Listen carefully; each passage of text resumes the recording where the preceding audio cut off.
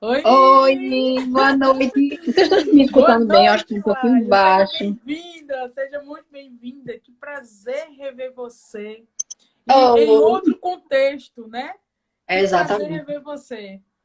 O prazer é meu. Tá me ouvindo bem? Vocês estão me ouvindo? Eu não sei se o meu Sim. está um pouco baixo. Aham. Só a internet que eu acho que tá falhando, mas tranquilo, acho que vai dar certo. Tá fazendo Laila, tudo. seja muito bem-vinda. O motivo desse encontro aqui, desse convite, eu estava conversando um pouco com as pessoas, não sei se você conseguiu ver antes eu falando. Consegui. Uhum. Justamente sobre a história que cada um chega contando no consultório, ou a história que cada um se chega contando nos PSFs ou nos ambulatórios onde tem enfermeiros especialistas em tratamento de feridas. Que história é essa? É que dificilmente um paciente chega em nossos ambulatórios assim que ocorreu o processo de abertura de uma lesão. Geralmente ele tenta implementar em casa o tratamento, quando não dá certo, e aí ele vai e procura um serviço especializado, que não foi diferente com você, né? Mais ou menos, né? Então, eu Foi um gostaria pouco. que, antes de tudo, você pudesse se apresentar, contasse um pouquinho da sua história, né? Fala da tua filha linda, né? Que eu conheci aí e que já deve estar Tá bem aqui grandinha, dormindo. né? Tá quase Quem é dormindo Laila? já. Fala um pouquinho sobre a história de Laila, fala um pouquinho como que aconteceu a ferida, fala um pouquinho de tudo. E a gente está Um bem curioso para pouquinho. conhecer a história de Laila. Boa noite, pessoal. Meu nome é Laila. Eu sou mãe de primeira viagem, sou mãe de Lara. Lara agora está com 11 meses, fez 11 meses essa semana. E eu tinha um sonho de ter o parto normal, né? Me preparei, procurei profissionais qualificados, né? Como você comentou aqui, para mim isso era muito importante. E tentei esse parto, né? Eu entrei em trabalho de parto num domingo, a bolsa rompeu. E na terça, Larinha nasceu de uma cesárea intraparto. Eu já estava num nível de esgotamento muito alto, a bolsa, né, rota, e já os batimentos da amígdala já não estavam tão assim seguros para seguir. Então nós fomos para a cesárea. Até ali eu tinha convicção plena de que Deus estava cuidando de mim, de que era o melhor caminho. Mas quando o bebê sai, vem uma enxurrada de sentimentos, né, no nosso coração, na nossa mente. Tem o baby blues, o pós-parto. E aquilo me derrubou. Esse plano frustrado ali já me derrubou. E eu não conseguia mais sentir aquela alegria, aquela certeza e segurança que Deus estava cuidando de mim até aquele momento que ela saiu da minha barriga. E eu tive uma recuperação bem assim, bem sofrida. Eu sentia muitas dores, eu não conseguia me levantar, eu não conseguia amamentar. Tanto é que quando eu saí do A bloco tua, cirúrgico... a tua Oi, imagem está ruim, pessoal. tá? Peraí. Tá. Só um minutinho, deixa eu mudar a conexão para ver se ele melhora. Tá muito ruim. A voz tá boa, sabe? Só a imagem que tá muito ruim. Não sei se tá ruim só para mim ou se tá ruim para todos.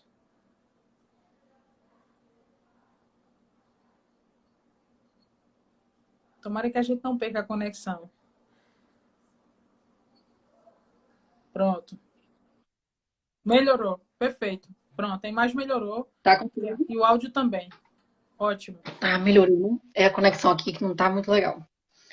Mas, retomando, né? Eu acho que devido ao trabalho de parto muito prolongado, eu tava muito cansada depois de que Lara nasceu. E aí, quando colocaram ela, assim, você coloca aqui no colo, né? Nossa, doía muito. Eu lembro assim que eu falo assim, tira ela de cima de mim, que eu não aguento, dói muito. E aí eu passei uma semana assim, não conseguia me levantar da cama, era um sofrimento, tinha que vir alguém me suspender. E era aquela coisa assim, respira, dá um passo, respira, dá outro passo. E aí, com uma semana, eu tive seroma, que a Adri pode explicar muito melhor para vocês, né, o que é o seroma, que é o acúmulo de líquido, né, Adri, na cicatriz. Exatamente. E graças a Deus a médica disse que o meu tinha um prognóstico bom, porque o corpo estava expulsando aquele líquido. E aí eu fiquei tranquila, né? Assim, já era uma intercorrência diferente do que eu tinha planejado, que já me deixou bem abalada, mas era dos males o menor. E eu segui, né? Quando foi um mês e meio depois, veio a descência de sutura. Voltei para o médico, né, para tratar isso. E aí, daí já me deram um tratamento mais ou menos, né? Assim, você pode tomar banho normal, é só deixar uma gás em cima, que depois eu descobri lá na frente que não, né? Você tem que dar o tratamento adequado, qualquer que seja a ferida, né? Não precisa ser uma cratera para a gente dar o tratamento devido. E aí eu fui encaminhada para um profissional que supostamente trataria da minha ferida. E eu fiquei 4 meses e meio mais ou menos, com esse profissional. E a ferida não tinha evolução nenhuma, pelo contrário, ela abriu mais. A incisão da cesárea é mais ou menos o quê? Uns 10 centímetros, Adri? É por aí.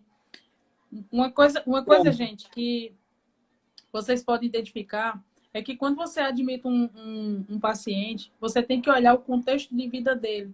Como que está o emocional desse paciente? Como que está a vida desse paciente? Porque se você acha que isso não interfere no processo de cicatrização, você está totalmente enganado. As coisas elas são muito conectadas. Então, se você admite um paciente, por exemplo, lá na clínica, qual que é o nosso maior número de pacientes? Pacientes com lesão venosa, lesão arterial.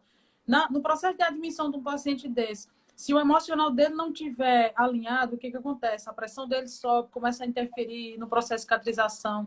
Se o emocional dele não tiver alinhado, ele não consegue fazer as orientações dadas pelo enfermeiro assistencial. Se ele não tiver com o emocional adequado, ele é abatido por uma tristeza profunda, ele não tem ânimo para se alimentar, para comer a comida adequada e para poder haver também o processo de cicatrização. Por quê? Tudo está conectado. Não existe uma divisão, gente.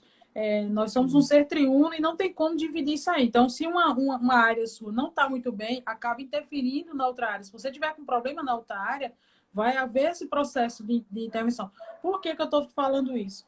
Porque quando eu encontrei, quando eu fiz a visita na residência dela, que fiz o processo de avaliação, a primeira coisa que eu identifiquei foi justamente o desalinhar emocional, por todo o processo que ela vinha vivenciando. Você imagine, eu já vou deixar você falar, tá? Você imagine, você tem um bebê, né? A experiência, Maria de primeira viagem, eu não sou mãe, mas eu fico imaginando que deve ser uma emoção, putz, da emoção, quero ser mãe, né?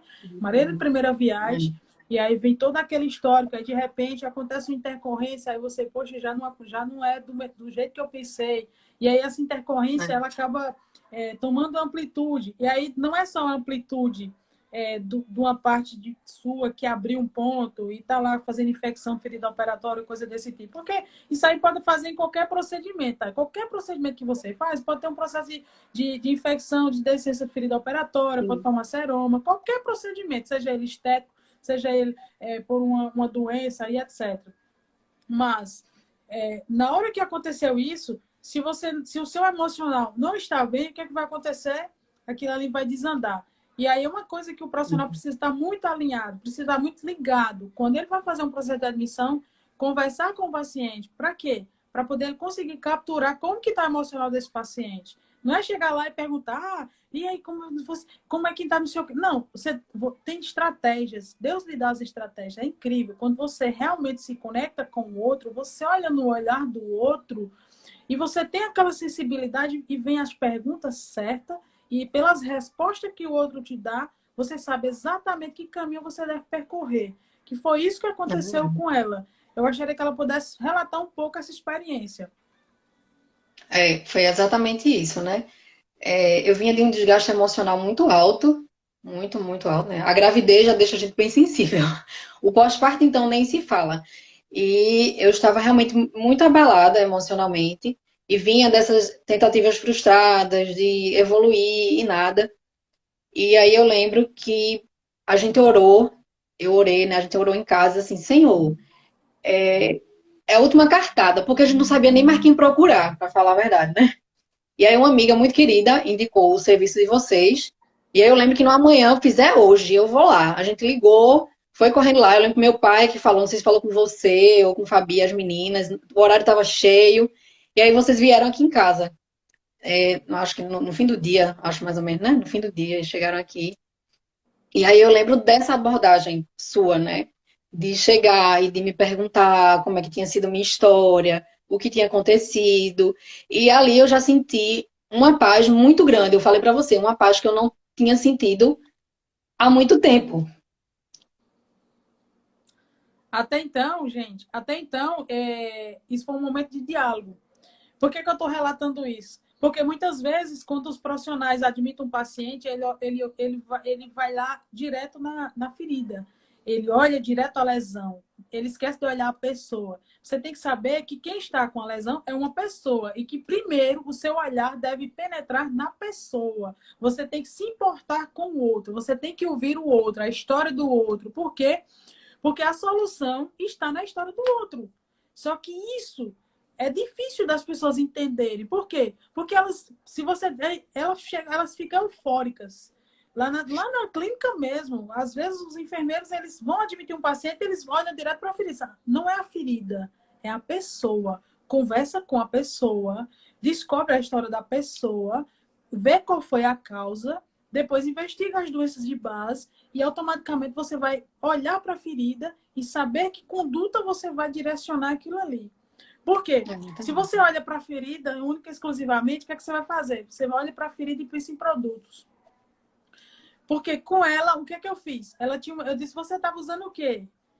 Ela disse, eu tava usando isso, aí me mostrou lá. Ela tinha mais produto na casa dela do que ela bater a cicatriz. Gente, se estiver precisando, vendo.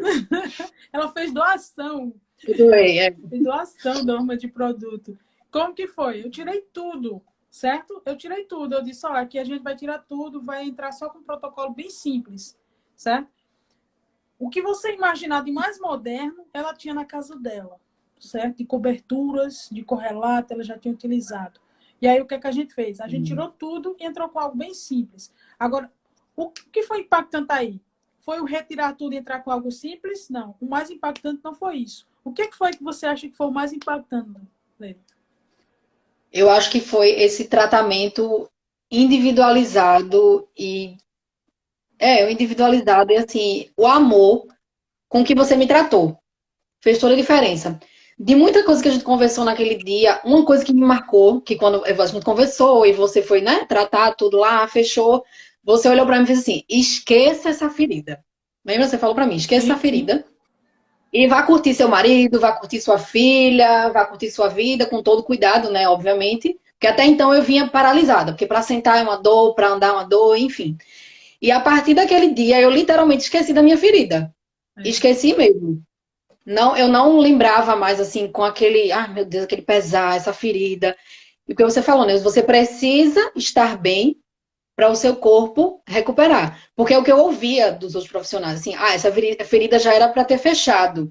Talvez o seu emocional esteja interferindo, né? Que abala tudo. Mas não tinha esse tratamento direcionado para a alma também, Exato. Né? A gente olhar na alma. Deixa eu só segura esse gancho aí, tá? Eu preciso falar isso pro pessoal. Presta atenção no que foi que ela relatou. Ela pediu para você, eu pedi para ela esquecer aquela ferida. Porque o que estava acontecendo, gente? Ela ficava com desgaste emocional gigante olhando para aquela ferida, sendo que ela não sabia a solução. Quem é que sabia qual era a solução? O profissional que faz a avaliação. O profissional que faz a avaliação é quem sabe o que precisa ser feito. Se é o profissional, então o que você tem que fazer? Tem que tirar o paciente da jogada nesse aspecto aí. Olha, vira o seu olhar, volta o seu olhar para outra coisa, para coisas que vão te fazer bem. Naquele momento, eu olhei no cenário da vida dela, o que é que eu enxerguei? Um bebezinho lá, um maridão bonitão lá do lado dela, eu disse, olha, volta teu olhar para o teu esposo, esquece essa ferida, que ela é responsabilidade nossa, agora ela nos pertence e a gente vai dar resultado e resultado rápido na sua vida. Por que eu fiz isso? Eu fiz isso para ela parar de olhar para a lesão, para ela olhar para as coisas boas que estavam em volta dela. A partir do momento que ela começa a olhar para as coisas boas que estão em volta dela, o que acontece? O mundo dela floresce. Se o mundo dela floresce, ela se alimenta bem, ela se hidrata, ela vê sentido na vida, ela começa a amar. Aí o que acontece?